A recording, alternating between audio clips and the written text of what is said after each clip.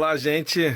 Bom dia. Mais uma vez é um grande prazer estar junto de vocês por meio da aula digital, considerando temas importantes e relevantes para o nosso conhecimento.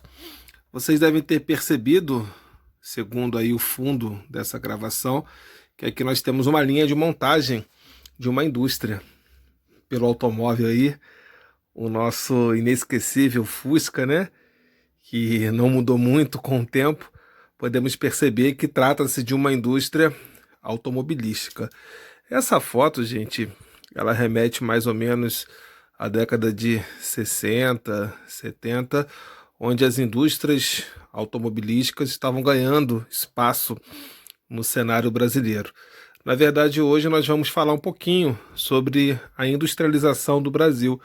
Nós sabemos que o Brasil atualmente é um país industrializado, só que não é classificado como uma referência no que diz respeito ao seu nível e grau de desenvolvimento industrial. O Brasil ele é classificado como um país de industrialização tardia. Preste atenção a esse termo porque ele é constantemente mencionado como referência ou alusão ao quadro ou situação de industrialização do país.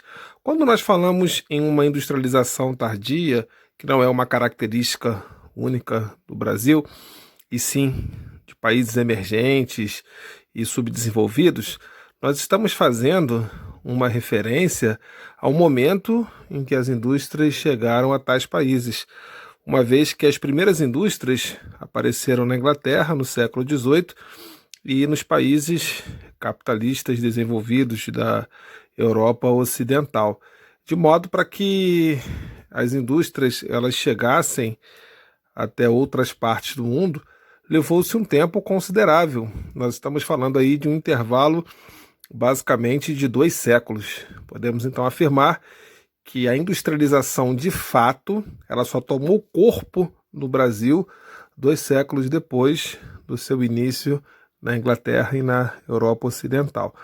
Mas por que nós apresentamos, esse quadro deficiente? Isso está diretamente associado à política colonial desenvolvida no Brasil, Nós sabemos que o Brasil, durante alguns séculos, foi uma colônia portuguesa e o tipo de colonização que foi implantado no Brasil fez com que o país ele não tivesse um desenvolvimento econômico autônomo, independente. O Brasil, durante o período em que foi uma colônia de Portugal, ele atendia exclusivamente os interesses, lusitanos de sua metrópole. Então o Brasil ele só começou a ser mais independente, principalmente do ponto de vista econômico, quando ele tornou-se independente politicamente, apenas no século XIX. Bom, então vamos fazer um quadro cronológico da industrialização no Brasil. Então o Brasil ele só começou a se industrializar efetivamente no pós-Segunda Guerra Mundial, a partir de 1950, porque até então o Brasil havia tido no século XIX, meados do século XIX, uma espécie de um surto industrial. A palavra surto ela está associada a uma disseminação rápida de atividades industriais, porém de caráter passageiro. Ou seja, o Brasil ele começou a desenvolver alguns setores da indústria nesse período, na segunda metade do século XIX, mas isso foi efêmero, rapidamente acabou, porque era pautado numa política de substituição de importações. Houve um aumento das taxas de produtos importados, de modo que era mais barato produzir aqui do que trazer de fora. Então o Brasil começou a investir em alguns ramos industriais, mas isso foi passageiro. Foi somente no século XX, especialmente na segunda metade desse século, no pós-guerra, que o Brasil ele começou a tornar essas atividades mais intensas. Podemos dizer que a primeira metade do século XX, até 1950, o Brasil ele fez uma preparação para receber essas indústrias, De fato, o governo de Getúlio Vargas ele foi muito importante dentro desse processo, porque Getúlio ele investiu no que nós chamamos de indústrias de base. As indústrias de base são aquelas responsáveis por fornecer ou fabricar a matéria-prima a ser transformada pelas outras indústrias de uma forma geral. Então incluem as metalúrgicas, as siderúrgicas.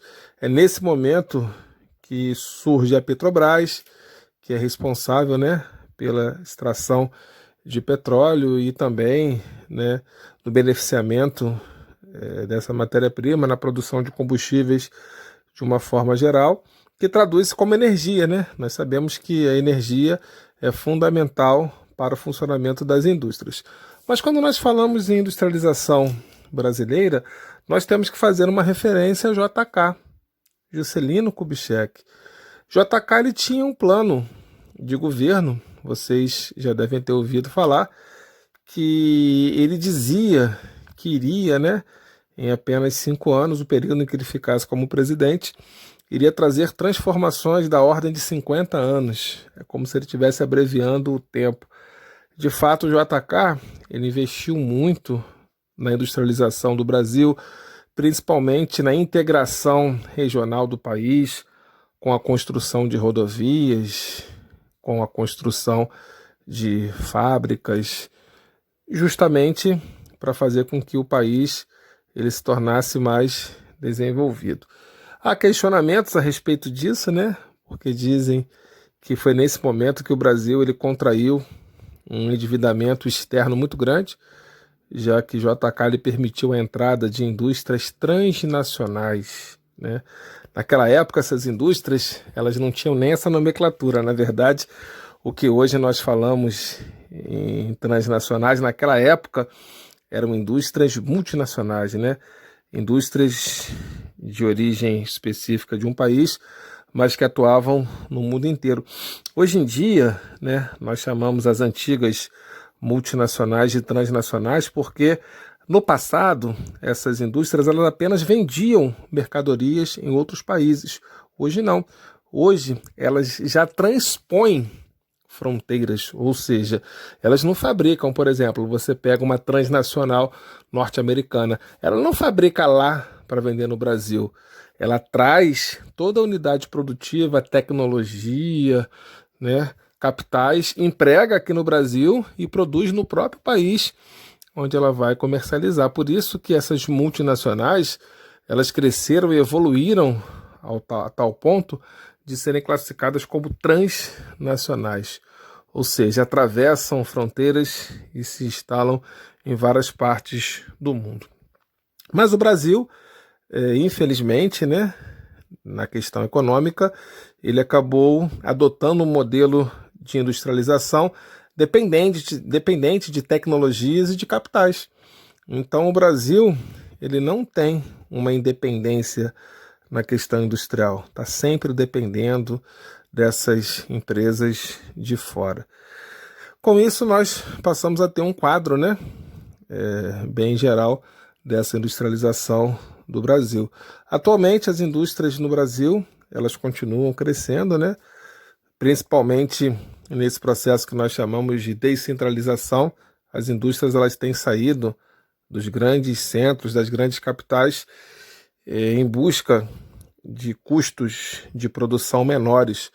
Com isso, essas indústrias elas têm se instalado em pequenas e médias cidades do Brasil como um todo, porque é justamente nesse interior que nós chamamos, nessas cidades menores, que esse custo ele vai ser também menor, porque geralmente são cidades onde não há muitos empregos, né?